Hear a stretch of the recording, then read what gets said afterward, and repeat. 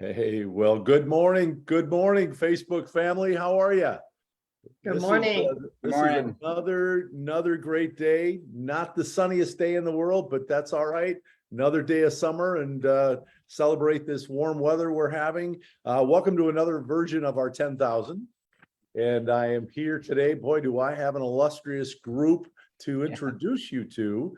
Obviously, you know my partner, Kim Anderson, in our broker support role. And we are just excited about bringing to you today two brand new people to us, really, with regards to our 10,000, Rachel Shoemaker and Tad French. Morning. And we want to welcome you guys to a version of the 10,000. This is great because this is a time where we get to learn, to grow, to find out what's happening in the marketplace. Our topic today, which is kind of unusual, it's unusual, but yet it's not, zigzagging through the market. Wow. Have things changed in the last, 3, 4, 5, 6 months in our market right now? And I couldn't think of a better topic, more timely topic to talk about. And Kim and I are going to kind of be the moderator, ask some of these questions to both of you guys, if that's all right. And hopefully you can make us smarter in terms of what we need to do in our real estate between now and, let's say, the end of the year. So welcome to both you guys. Rachel, do you want to introduce yourself a little bit? Maybe tell us a little bit about you and how long you've been selling real estate? So my name is Rachel Shoemaker. I'm actually in the Central Michigan market. My office is the Elma office. I've been in real estate since about October. The agent that sold me my house kind of recruited me and got me interested. So Perfect. I've been doing it about 8 months now. Wow. I think I've sold a couple dozen properties and I have, I'm on my 5th or 6th listing. So Wait a minute. Say that one more time. You've been doing this how long? And since October. And you've sold how many properties? I think close to a couple dozen. Oh my word. That's awesome. Congratulations, number one. Thank you so much. Man alive. I feel really good about being together because I'm going to learn something, Rachel. This is going to be good. So, and Tad, tell us a little bit about Tad French. Well, I'm down in the Jackson market. I've been doing real estate for about 15 years. Kind of came in as the investment side, buy and sell properties, did a lot of, land contracts and lease options back in the day, and until 07 and 08 when I got killed. But, after that, just kind of went as a full-time agent. I've been with a few different companies and wound up getting my associate broker's license and kind of went off my own with 5-star a few years ago. So, perfect. Man, that's great. But a lot to bring to the table. 15 years, you've seen it all, right? I've seen a little bit. Yep. A lot going on. Well, great. Well, hey, let's just kick this session off. Kim, I know you've got some questions that you want to ask these two, and I know I have a few. So I'm going to let you kind of take the baton and ask the first question. How's that sound? All right. So we've been talking a lot about the market shift. If you missed our pep talk from last week, that does live on our education page on our YouTube channel. So you'll want to catch that. So what we're focusing on today is, what is it that you're doing in this market as a more seasoned agent, as a newer agent? Yeah. How are you standing out and how are you doing business right now? What is your approach? Basically, what's your secret right now? Rachel, you have several listings coming up. Tell us a little bit about how you're maneuvering this very rapidly changing market, fighting gas prices, fighting the news media, interest rates, and how are you winning? Okay, so a lot of what I do is I'm definitely myself. I feel like, that's number one in real estate. Like, if you can't connect with your customers, no matter if they're like you or not, if you can't connect with your client, I don't feel like it's, good for either of you. So you kind of got to read your client. I feel like that's number one. Number two that helps me is, like, I've never met a stranger. So I'm constantly talking to everybody. I was sitting at the casino the other day and the lady goes, I'm selling my house, and we got talking a little bit about it. And she said, what's your best advice? And I said, well, you liked your agent when you hired him. She said, yeah, obviously I liked my agent. And I said, be flexible and trust your agent. I feel like those are the top two things that a client can do to help us help them. Because if they're not flexible, how are we going to help them? You know what I mean? So it's just, and I put myself out there everywhere. I'm on social media. If I'm somewhere, I'm putting my card up. I do realize a big shift in like showing my homes. Okay. So I mean, I'm adding the MLS listings to the outside of my sign. I'm posting them everywhere on Facebook. I'm, putting them in stores. I've never done that before. So I'm really trying to find other alternative ways to get my listings and stuff out there if they're not being shown due to the market declining a little bit. As interest rates go up some, our houses are coming a little bit down in price, but buyers are also getting scared. So another thing I realized that also is helping me when I meet a buyer is I'm saying, look, I understand you're scared the interest rate's up a little bit. However, the housing market is coming down. So at the end of the day, it is starting to level out a little bit. Yeah. So I realize if you're confident in the way you speak and they're hearing you and they're listening to you, I've told a lot of buyers that way by just trusting me as their agent to guide them through, no matter how the market is. Wow. Well, and what you just said was putting it in stores. See, I'm writing these things down as quickly as you're saying these too, Rachel. It's kind of interesting because this is not traditional ways that we sell real estate. And Right. so again, to your point, things are shifting. You're finding ways that are working. And again, back to this relational thing that we talk a lot about, it is about trust. It is about making sure that you're saying the right things in an ever-changing market. So, man, that's great. Tad, anything to add to that? You probably have maybe a little different approach.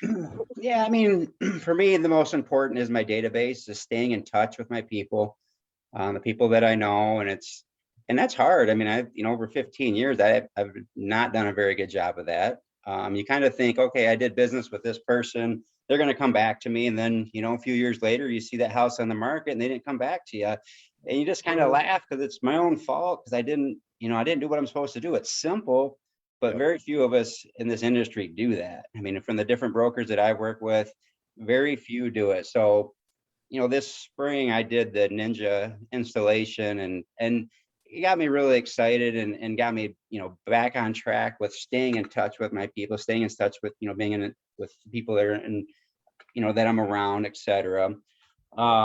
So that was a big thing for me this year as a Ninja. I've had a pretty decent year compared to the last few years. I don't know why. I just think it's because you're in touch more, doing more things. But like this weekend, I'm sponsoring 2 golf outings, and I mean, it's $100 to put a sign, on a tee box. And then I did some, the koozies. I did, baseball hats and shirts. I flip, we flip houses. I've got 4 or 5 guys that work for me, always giving them my gear. Wear the hats, wear the 5-star stuff for me, get it paint on it, work with it, do whatever.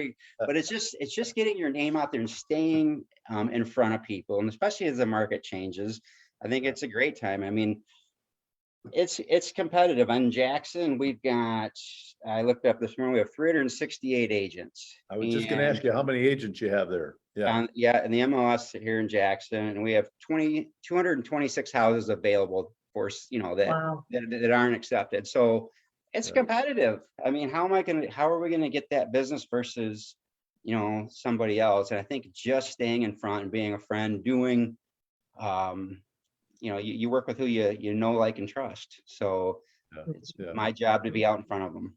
Well, and so in your case, and it's interesting that you're saying this, we're all guilty of not staying in touch with our past, right? I mean, I've driven by houses that, oh my goodness, I sold that 3 years ago, and it's not Doug Hale's name on that sign anymore, right? Shame on me. But boy, I'll tell you, you swallow hard. You consistently do the things that you're doing, and it doesn't sound like it sounds like you're putting a system in place and you're sticking to that system, right? Pretty much. Yeah.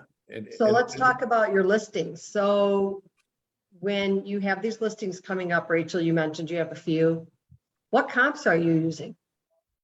Well, that's a difficult one. So I do have a current one a little north of me, and there's no comps. So Okay. how do you comp something that's manufactured and there's no comps to use, right? And this is something I kind of learned on my own, I guess, because I mean, it's not the hardest thing to keep in house, but it is something that I notice is a learning curve over the last few months that you have to learn.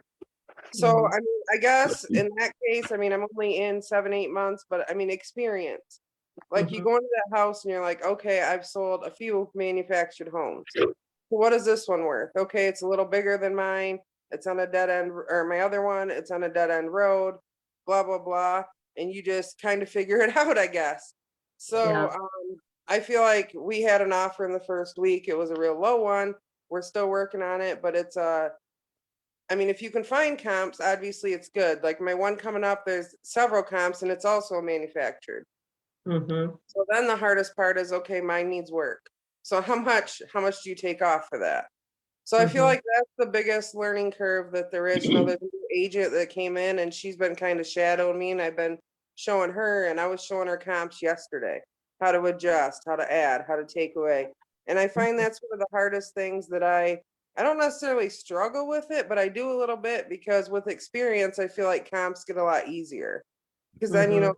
exactly how to adjust and what to adjust to get the best number for your client. Yeah, well, I was thinking last year at this time, when we would go to a home, I would go to list a home, I would add 10,000 to it. Right. Now, in today's market, and maybe Tad, you can also chime in here, is in today's market, some of the comps from 30 days ago aren't flying. They're not working in today's market. So I have 2 upcoming listings. What comps am I going to use? Do I take 10 off? I mean, I have 2 listings that are very good listings that I have taken as much as 20,000 off because I can't get buyers through the door. So Right. if you're taking a new listing, what are your tips? Doug, I know you're out there listing as well. Your 30 days old may not be working. So No, I'll give you a absolutely. really quick example, and then I want to hear from you. Is I had an agent call us last night. When we were working, I was helping her comp this house, put it on the market 5, 6 weeks ago. It was at 250. Guess what? She got an offer for 230. Guess what it appraised at? 225. How are we zigzagging? How are we changing with this market? Yeah. Yeah, anybody? That's Well, yeah, exactly I what I mean, did yesterday. Sorry, Tad. I Go ahead. had one yesterday that we just did over in a different area about an hour from me. And that's what I told my job shadow because I'm co-listing it with her. So my coworker, I said, you have to explain to her that, the market has shifted a lot. Those Mhm. ones that just sold the end of July, I said they've been in contract for probably 6 weeks. So I Right. said, we did take money off for that, but I said, tell her we let the market speak to us. So, Mhm. that kind of helps at the end of the day determine what the price is or if we need to reduce or things like that. But of course, we don't want to do that unless we absolutely have to. So, No, Right. no. And it isn't it interesting that when you sit down day one at the kitchen table, having this discussion with your seller on price, do either of you guys bring up that question that, hey, one of 2 things is going to happen in the first 30 days or the first 2 weeks? We're either going to see a lot of people through the front door, or we might not see anybody through the front door. And we know that's all about what, gang? Price. Price. right. Mhm. Yeah. I So think Tad. you just gotta, work with your sellers and you gotta just, educate them that we gotta be flexible. You gotta be flexible with that price. I mean, we Yeah. still have, obviously our comps are supporting high figures, but understanding that the market is changing a little bit and you gotta be a little bit flexible. And the market's gonna tell us, it's not us as an agent, it's the right. market. If we're not getting the showings, we're not getting the offers, then our price doesn't match condition and we gotta reduce just a little bit. And Mhm. you gotta educate up front so it's not a bad thing in the end when you gotta go for a price reduction. We haven't had to do that in a long time, right? And so, It's interesting you just said that too, Tad. I had somebody call me. This is their second year selling real estate. They've been doing this for 18 months. And they called and they said, I don't even know how to start this conversation about this price reduction that you just, Mhm. yeah, do we even have a sign that says price reduced on it? Or how do I do this? Because in their illustrious 18 months in real estate, they've never had to worry about that, right? Right, Isn't right. that interesting? Yeah. And a couple of times I would say that sometimes I'm a little worried about the appraisers and what they're doing in this market as well. And so on my listings, I try to show up to the appraisals, give them the comps, talk to the appraiser, and, just to say, this is how I came up with the value. This is where we got it. We have, an offer or two at this range. And so far I haven't had too much an issue with the appraisers at all. So that's a good thing still. Yeah. Mhm. Well, that's good. That's good. So how do those conversations look? Let's talk about that. So say you had a home on the market, it came on just as the market was shifting. You're getting no showings. And our job is to market the home and get individuals through, right? So there's no showings, so there's no feedback. So how do you talk? Because I get this question a lot from agents. What do those practical conversations look like? So let's just backtrack for a minute. We need to be less aggressive in our pricing as this market changes, right? So out of the box, we need to, at that kitchen table, as Doug says, we need to be talking about the market, talking about it shifting, talking about what's happening with affordability, interest rates, and that the market's softening. And I like what you all said, staying flexible. Work with me on this. I want to get you the highest price, but also we need to be more realistic because the market's shifting, right? So you're going to have that conversation up front. You list the home, first weekend, nobody comes, or one showing, no offers. 10 days, 12 days, now your seller's panicking. What do those conversations look like to any of you when you go back in? And now I need to tell you, we are 10,000 over. How are we going to get there? Come on, someone. I think we have to set it up when we take the listing. You have to, it's Yep. the expectations. We Yep. don't know. One thing I do talk about is the interest rates. What the interest rates from, March and April to what they are now, what somebody could afford, and how much does that affect a monthly payment? And so when you just kind of educate people up front, this is what we're battling in our market today, then that expectation is there. If we're not getting any showings, then we go back to that. Remember when I spoke with you when we took the listing, the rates are up to 5-6% versus where they were at 3. And so that's affecting us now, and we may have to reduce a little bit. And sometimes it's a small price reduction, and then all of a sudden you get a couple showings.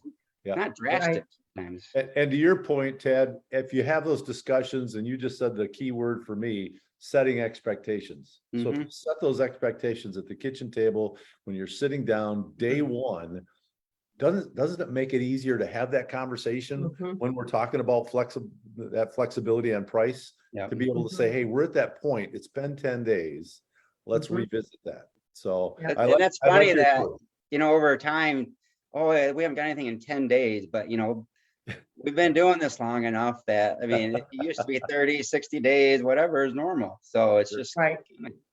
Yeah. Yep. What about you, Rachel? Rachel? Rachel, same thing for you? Do you have those conversations with people early on about price? Yeah, I pretty much try to have that conversation day one, pretty much. Like if you're flexible with us, we have an easier time working with them. If as long as they're willing to listen to us, trust us, and work with us, I think it's a pretty good process. You do get, I notice some people, they just don't want to be flexible. Then when they're not flexible, it sits there, it makes us look bad. I feel like it makes us look bad in a way, because we should be able to have that connection with our client for them to be able to trust us to reduce. But if they don't do that, it does make it a little harder for us. We kind of continue having the conversation, and then hopefully at some point they'll see that, we kind of know what we're talking about. So Yeah. You get a little smarter as you kind of get into that, don't you? Right. At least in your seller's eyes, they said, man, I should have listened to you 60 days ago, Doug. Right. Yeah. And I always like to share my famous 5 things that sell a house. Yep. I think they're great conversations. And those 5 things are style, you can't change it. Location, you can't change it. Market, it's changing. It was last year a given. It's a great market for sellers, but that's changing. So that's the conversation. And then the next two are price and condition. So I'm always gonna go in and say, what can we do here? Does it need painted? Does it need staged? How's our curb appeal? How far? Those are the two things that the seller is in control of. And if all of those things are in place and we're not getting any showings, we have to hit price. We just have to. And I tell them, we're just trying, we need to find our sweet spot. And unfortunately, a couple of my listings were off by $20,000. Wow. When we listed them, that's where the market was, and we had showings, no offers, and then here we go. An agent I talked to yesterday, they waited too long to get on the market. So even in 4 weeks, things had changed by $25,000. Yeah. So those are the conversations that are really tough. I think it's best to own it and say, I can only go by what I see. And this is what's happening. And buyers are putting they're putting the brakes on. And so we need to shift. And then I go into, this shift is necessary. This is an important shift. I know it doesn't feel good, but we need to get our market back in balance here. Prices can't continue. I'm sorry that you kind of missed that bonus point, but let's get your house sold and keep moving forward. Right. Yeah. Yeah. Hey, I have a question. Rachel, I have a question for you. Short Yeah. period of time that you've been in business and you've got new listings coming. For a lot of our audience today, they're new in real estate. They're brand new. They're wondering, how do I get listings? What do I do that should I be doing something different? Should I be listening and emulating what Rachel's doing? Would that work in my market? All of those things. What advice could you share with us this morning that would help someone just getting into the business like yourself, been in business for now a whole whopping 8 months, but look at the success that you're having, lady. That's huge. And So some of those things you could share with us. What would that look like? one of kind of my aces in the hole are for sale by owner. So if I go Wow. buy a house and a for sale by owner is out, I'm calling on it. And if Okay. they're a little iffy, like, maybe, I just don't want to pay the fees. Well, let me get in and give you a valuation. Okay. So, okay, come in and give me a valuation. Let me know what it's worth. Now, if you go in and it's worth, 20,000 more than what they're asking, that's an ace in the hole to get your foot in the door. Now they're looking at 20 grand. Those fees are going to be nothing. They're still going to make extra money. They're great. Wow. You go in and it's underpriced. You're still underpriced, but then you're going to have the conversation. Look, once it hits the MLS, you're going to hit, this many agents have a potential of seeing it. So at that point, it's creating that relationship. One of my listings coming up is actually an elderly gentleman that I met out for breakfast. He called me yesterday. I've been following up every week with him. It was a for sale by owner, and he just happened to know I was an agent because I have my cards hung up there. And so he called me yesterday after I've been following up, after I already gave him a valuation a few weeks ago. And he said, I'm telling you, he goes, I'm going to be here 15 minutes if you want to come look at it. He's like, I have a couple other agents that I've also called. So I go in there yesterday. I give him his valuation and stuff. Yeah, I had to have that conversation of it's really not worth, what we were just talking about. You're telling him the truth, telling him the truth. Yeah. Yeah. And he says, well, the other agents came up with a little more, but he's like, I still want you to list it. Ah. So building that, for the last, 3 months that I've been, following up every week. Hey, how's it going? You ready for me to list your house? And he's one of them, we have a banter of, we can joke around. So that's another reading your client. Yep. So when he called me, I'm like, hey, I'm surprised you called. You ready to list your house yet? That's how I kind of answered the phone. And he just, yeah, absolutely. You know why I'm calling you. Yeah. And, I got over there and there was some other agents in the mix, but he still wants me to list it because I've been the one. He goes, you're the one that always answers your phone. Oh. Nice. Oh. So I've been Nice. following up, I answer him, hey, by his first name, you know what I mean? And I feel like building that rapport the last 3 months has really helped with grabbing that. So for sale by owners is a big one. Getting your name out there is a big one. I've had so many people already refer me to other people. One Wow. family, I've sold 3 houses so far. Huh. So, Nice. it's just, reading your client, getting those referrals. And like I said, for sale by owners. And, the market is this kind of relates to this, but not really. So the market is so changing that I'm not just looking on the MLS. I'm Yeah. looking on Zillow under other for Yeah. sale by owners. I'm looking on place. I'm looking on Craigslist. Everyone knows how old Craigslist is, but Yeah. you know what? Some people are still listing on there. Yeah. So Okay. if I'm not finding on the MLS because there's still less listings, or I feel like they've come down some in the last few weeks, I'm looking other places. I'm looking for sale by owners wherever I can find them. Facebook groups, and I've sold quite a few for sale by owners by just looking other places, not just solely on the MLS. So I Yeah. figure that sets me apart because some agents aren't doing that. That's Absolutely something, it does. that is a foot in your door to maybe several more possibilities. So maybe my client isn't interested in that for sale by owner, but hey, I'm going to give them my card and get my foot in there and see if maybe I can still help them sell it and get it on the market. Man, that's huge. That's That's huge. big. Huge. Yeah. I'm still writing, Rachel. I'm still writing. There's too much to write down. Jeez. I feel Ted? like there's so many agents, and if I don't get it, somebody else is going to get it. So we really have to be out there, and we really have to be, speaking with people. That's like number one. I feel like just Yep. getting ourselves out there and talking to everybody and making ourselves known. Yeah. Same thing with you, Ted. It sounds like you're just staying in the zone, right? Yeah, and Rachel, that's a great, you got a little niche that you've had success at, and you keep chasing that niche. And everyone has a little niche, it seems like, that they do well at, and that's a Yeah. good thing. Like, so one of the things that I haven't worked with a ton of buyers in the last couple of years, we want to, but we don't want to, right? And so I was like, well, I think it's kind of time to change. Like, I need to start, focusing on that a little bit more as the market does change. And one thing I did back in June, I went to a loan officer that I've known a while. I don't do a lot of business with him, but he does a really good job. And I was like, I need to do some business with him. So I took him out to lunch and I said, hey, after I bought him lunch, I said, I want one thing from you this year. I want you to refer one deal to me. I just want one opportunity with you. And then about a week and a half later, he sent me a buyer, but the guy had to sell his house first. So I wound up selling his house, and then they had to buy another house, and it wound up being a for sale by owner that we both knew. So I got a reduced commission, but I got money on both of those.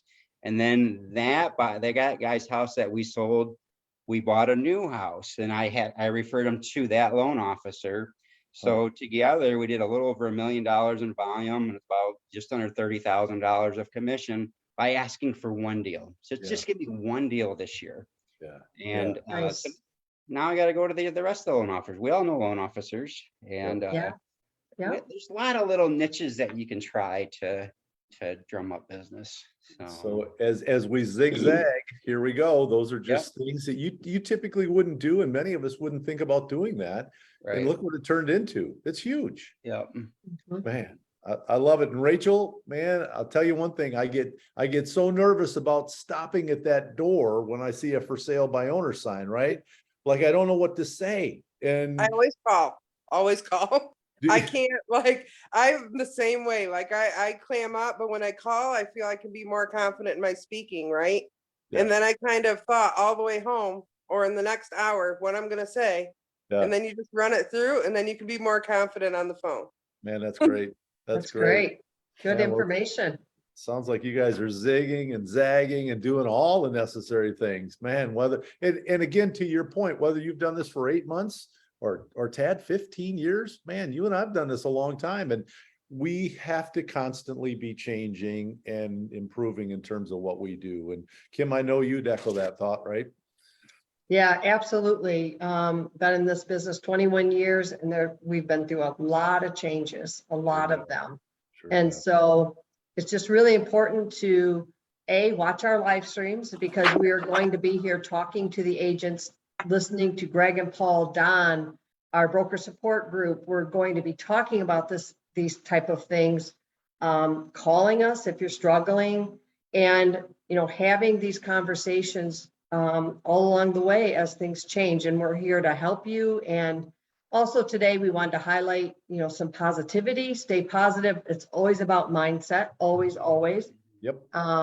And keeping that, I have a client that he's just struggling with this change, and I totally understand the situation. But today I wanted to call him and say, hey, Mr. Seller, you sitting there worrying, is it making this any better? Right? I just, because it's, he'll get on these things. And I just want to say, just like what Rachel said, trust me. We're doing everything we know to do. We did an open house in the middle of a storm last night. You know, no one knew the storm was coming when we booked it, but we're doing everything. I'm getting Facebook, I run Facebook ads. I'm running private emails. I'm running mass emails, social media. You got to trust me in this. It's going to be okay. And often we're just counselors with them as well. So we're going to keep talking to you about this market. We're really happy for your wins. Keep up the good work. Yep. Keep doing what you're doing, be an encouragement to others, walk alongside somebody who maybe isn't so positive at this moment, right? Yep. Yeah, for sure. Man, this has been great. Mhm. Oh, hey, Yeah, hey, you guys. Well, this has been great. We're coming to the end of our time, and I just wanted to thank you both. My yeah, goodness. thank you. Thanks for taking the time to make us all smarter. Again, the purpose of this whole time together is for that reason, for us to take some of what we've learned today and say, hey, why am I not doing what Rachel's doing or what Tad's doing? This makes sense to me. And again, to your point, I mean, there's things that will always be changing in this market. We all know that, but the flexibility that we have, the trust that we have with our clients, boy, you guys, you hit the nail on the head. It was great information. And again, we can't thank you. Any parting comments, Rachel? Anything that you want to leave us with? When you start getting down about maybe I don't have the buyers or maybe I don't have the listings, work a little harder, get yourself out there, talk to people, anybody. It doesn't matter if it's somebody next to you in the store. I have plenty of t-shirts. Oh, you work for them?